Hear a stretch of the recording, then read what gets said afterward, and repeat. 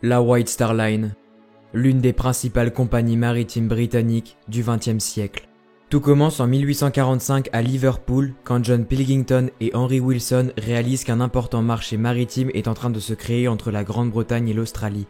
Suite à la découverte d'or, beaucoup de gens émigrent sur ce continent pour y trouver du travail et y faire fortune. Ils achètent donc l'Iowa, leur premier navire en 1849, pour rallier les deux continents et font pour la première fois la promotion de leur société sous le nom de White Star Line of Boston Packets. Dès 1850, un certain Thomas Ismay achète des parts dans la compagnie. La compagnie, voulant s'agrandir, fusionne et absorbe d'autres compagnies maritimes britanniques. Pour aller plus loin, la compagnie fait construire son premier navire à vapeur, le Royal Standard, en 1864, puis décide de se lancer dans le marché transatlantique sur la route Liverpool-New York. Mais la jeune compagnie a du mal à tenir le rythme de sa rivale Cunard à cause d'une flotte de navires vieillissante et l'entreprise décline rapidement et fait finalement faillite en 1867. Thomas Ismay, qui possédait déjà des parts dans l'entreprise, la rachète pour 1000 livres le 18 janvier 1868. Ne voulant pas commettre les mêmes erreurs que par le passé, Ismay décide donc de concentrer en premier lieu ses efforts sur la ligne entre l'Europe et les États-Unis.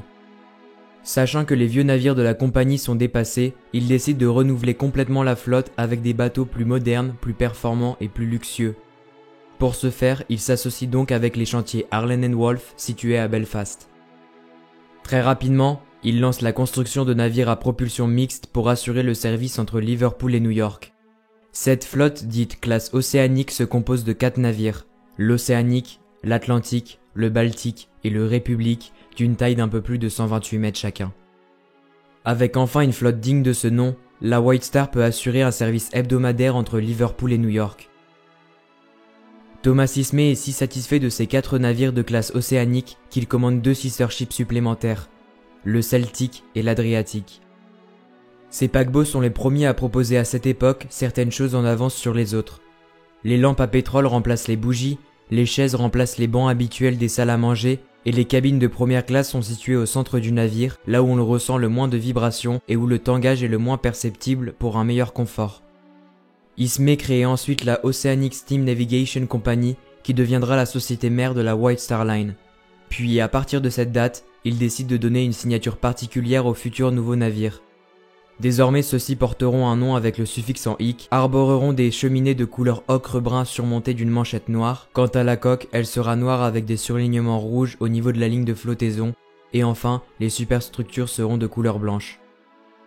Durant les années suivantes, la compagnie fait construire d'autres navires pour compléter sa flotte. C'est également à cette époque que la White Star propose pour la première fois dans l'histoire du transport maritime l'eau courante et l'électricité dans les cabines.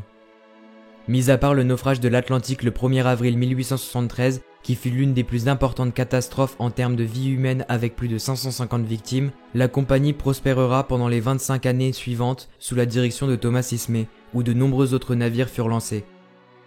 En 1897 débute la construction du RMS Océanique. Lancé le 14 janvier 1899, ce paquebot est le plus grand du monde avec ses 214,6 mètres et le restera jusqu'en 1901.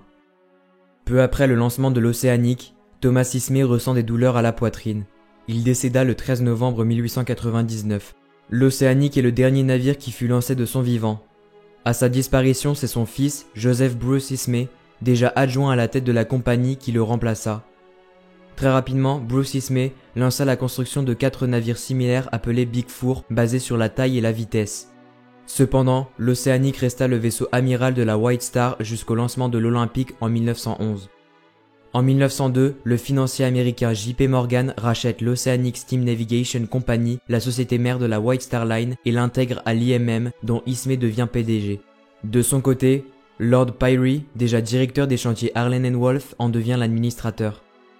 C'est grâce aux capitaux de Morgan que Ismay et Pyrie décident la construction d'une nouvelle classe de navires, la classe Olympique. Celle-ci a pour but de concurrencer les 2 lévriers des mers de la Cunard, le Lusitania et le Mauretania.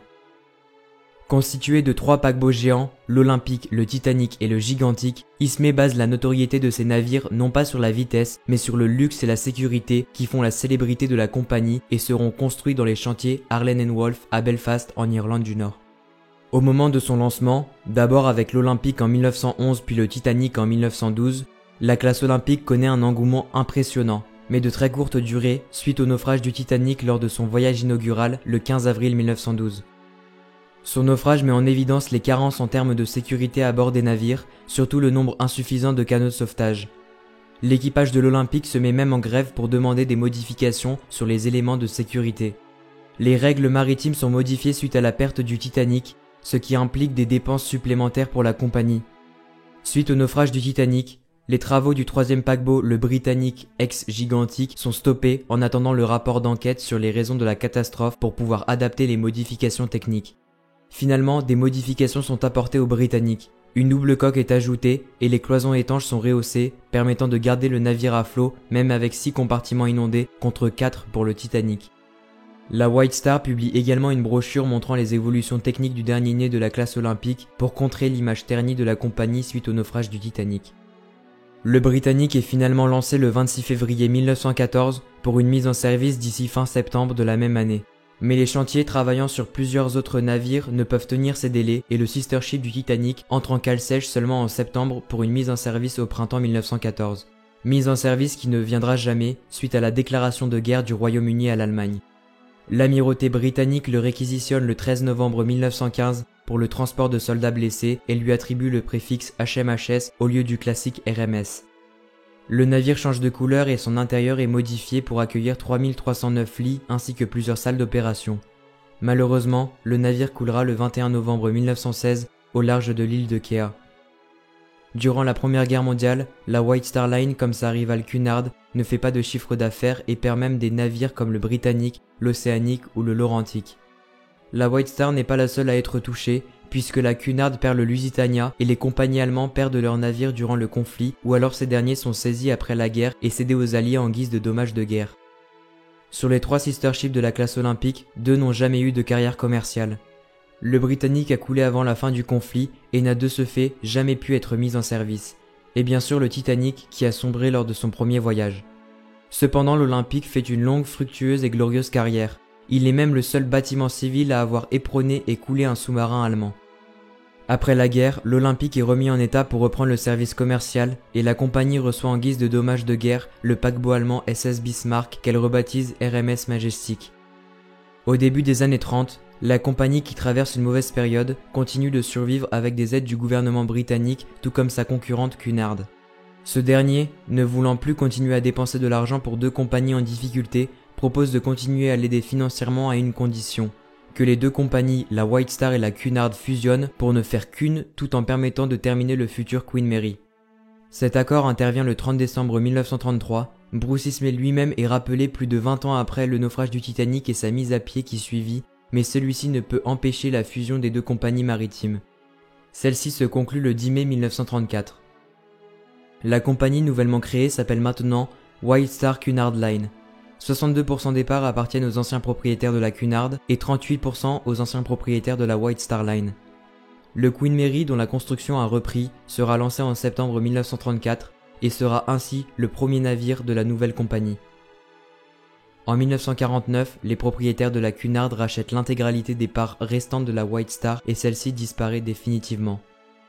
Seuls le Britannic 3e du nom et le Georgic, qui ont été lancés respectivement en 1930 et en 1932, continuent à porter les couleurs de la White Star Line, le reste de la flotte étant désormais sous les couleurs de la Cunard. Quand ces 2 navires seront retirés du service respectivement en 1956 et en 1960, plus aucun navire ne naviguera avec les couleurs de la White Star Line. Voilà, c'est tout pour moi. J'espère que cette vidéo sur l'histoire de la White Star Line vous a plu. Moi je vous retrouve pour de prochaines vidéos. Au revoir.